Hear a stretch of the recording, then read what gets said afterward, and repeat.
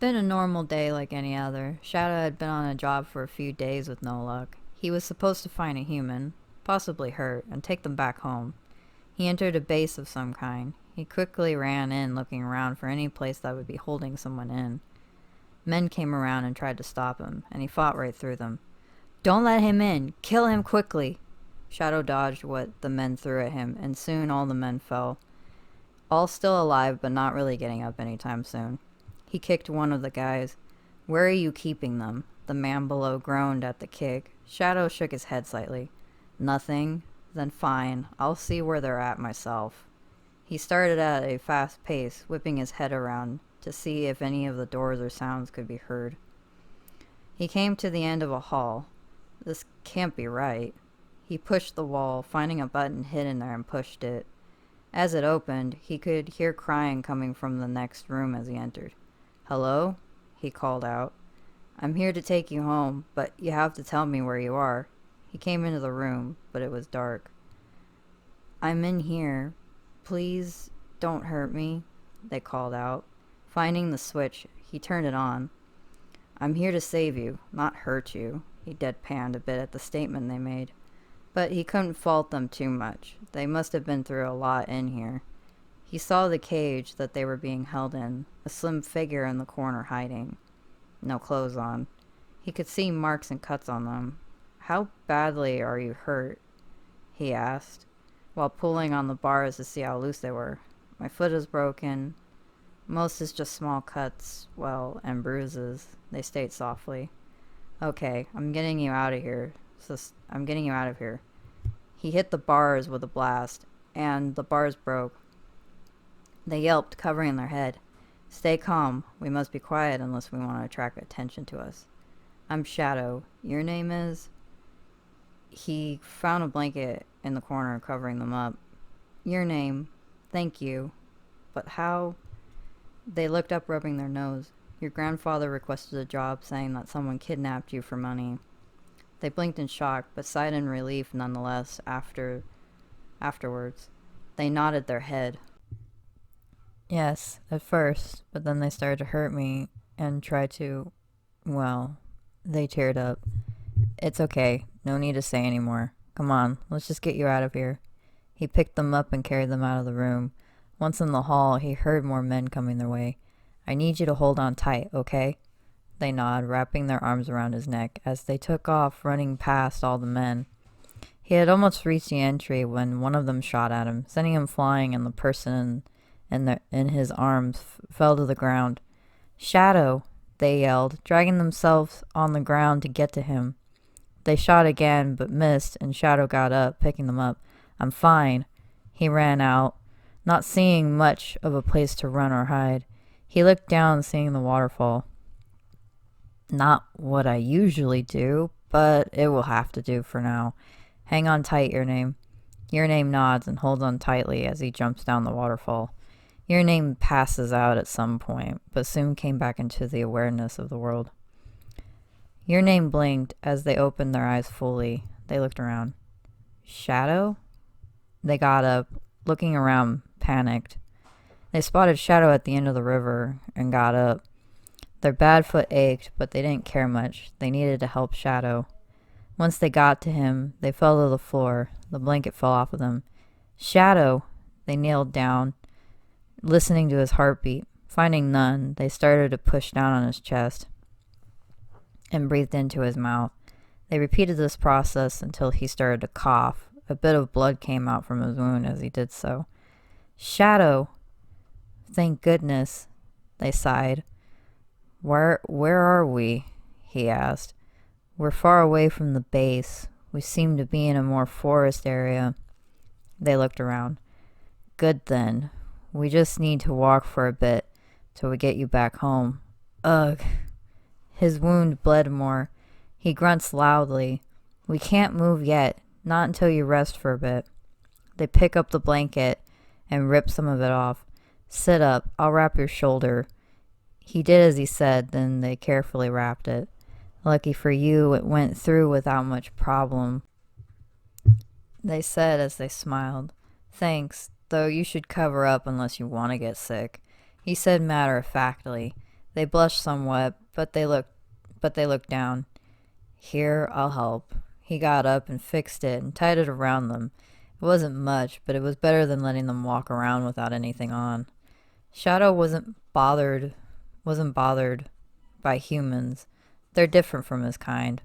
Well, even some of his kind wore clothes. Like Amy and Cream. They looked pretty cute, though, he thought. No taller than 5'5", and had shoulder-length hair. Neither boy or girl, but they could pass as either if they wanted to. Does it look dumb?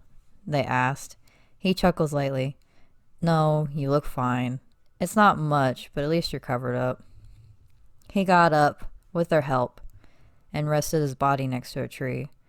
Might as well stay here till you deem I'm up for it again. He smirks. They smiled back, nodding. Good. I don't want you hurting yourself more on my behalf. It hurts too much to watch. They sigh. Sorry. After all, this is my job, honestly. He said in his normal calm but cool voice. People think he doesn't care, but he really does. Maria taught him lots of things when she was alive, and caring for others was one of them. If it wasn't for Amy Rose, that caring side would have come back with his memories of her. He did not own a lot. He did owe a lot to the gang, even if he didn't want to admit it. After a bit, the sundown set. I think we should start moving again. He got up with a bit more ease than before. You sure you're all right now? He looked around, nodding slightly. Better than before, yes. He picked them up, and they blushed a bit at the sudden movement. He ran for quite a while until he saw the edge of the town that their grandfather lived in. He went to jump down, but they were ripped from him again by a larger man. Shadow! They screamed, and he jumped up and kicked the man. He dropped them, and they fell in the hole in the ground, hurting their foot, even more than before. They screamed at the pain. Your name. You're gonna wish you never did that. The man smirked. Shadow grabbed his arm and flipped him over the man grunts out as he pulled a gun, shooting at Shadow. He ran around, bullets missing him. Cars came around and circled Shadow. It's never that easy, is it? He looked down at the hole. Your name had hid near a rock and said hole and was waiting for Shadow. They nodded at him. They were okay, just in pain from the broken foot they got. You're gonna pay for hurting them. You better get ready, assholes. He quickly ran and grabbed at the man's gun. He shot at some of the car tires as they drove towards him, thus making them crash into each other and blowing up along the way. He moved out of the way before they could hit him. He knocked the other guys into the crossfires, though, so they most likely did not make it, like the ones in the car. A fire was starting to form from the crashes. Shadow! He ran to the hole, seeing that the fire was starting to spread down there as well. He ran into action. Jumping into the hole, he grabbed their arm to help them up, and picked them up, jumping out. He quickly went to the edge of the town hills again. We need to jump down, huh? They frowned. Not unless you want to be burned. They shook their head. He chuckled, shaking his head. Ready? They nod. The people in town had already started to move people out.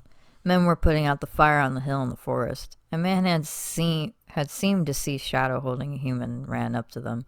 What have you done to them, you monster? He tried to get a hold of your name, but Shadow wasn't having it. Hold it! Shadow, you found them! It was the old man that hired him to find your name. Grandfather! He let them down and let the old man take them, smiling at the family being together again. But the old man barked at the other man. No, he didn't. He saved your name. Those men up there are the ones who did this to my grandchild. The man had backed off after that. Find the doctor. Be useful for once, you bum. He turned back to Shadow as the man ran off in a grumble. Thank you so much for finding my grandchild. He smiled, pushing back some of your name's hair. Don't mention it. You hired me for a job, so I did it. Your name smiled. You must stay for a bit. Rest up and have a doctor look at you. Shadow shakes his head. No, that will be okay. I have to get back to it. Your name grabs him. Please stay for a bit. Get looked at, please. What they really were saying was, don't leave so soon. He sighed. All right, I guess I can take you up on that offer. Ah, yes, I will get a big dinner ready for the both of you after a checkup and a patchwork. Don't worry about the fire. The men are getting after it now. Wait here while I get the doctor. He walked away. Thank you, Shadow, for saving me. I thought I was... They started to cry. Hey, don't cry, they sobbed. I didn't want to die alone in there. He frowned. Don't worry. I wouldn't have let that happen, and I didn't. You're home now, safe with your family again. He hugs them for comfort. That's what the others did, right? For comfort? Thank you so much. You really are my hero, they smiled. I'm not really a hero type. It's more so Sonic who is the hero. He rubbed his neck. He was confused, to say the least. Well, you're my hero. They kissed his cheek, and he turned pure red at some point now. Whoa, hey. They giggled. You're cute when you blush, Shadow. I am not. I'm not cute. And another kiss, and another. You're trying to kill me, your name. The old man laughed. Ah, young love, how sweet, Shadow yelled. Oh, don't you start, you old goat. Oh my. The old man laughed. Shadow. They hugged him. Whatever. Shadow wasn't a hero. At least, that's what he thought. But he was this human's hero.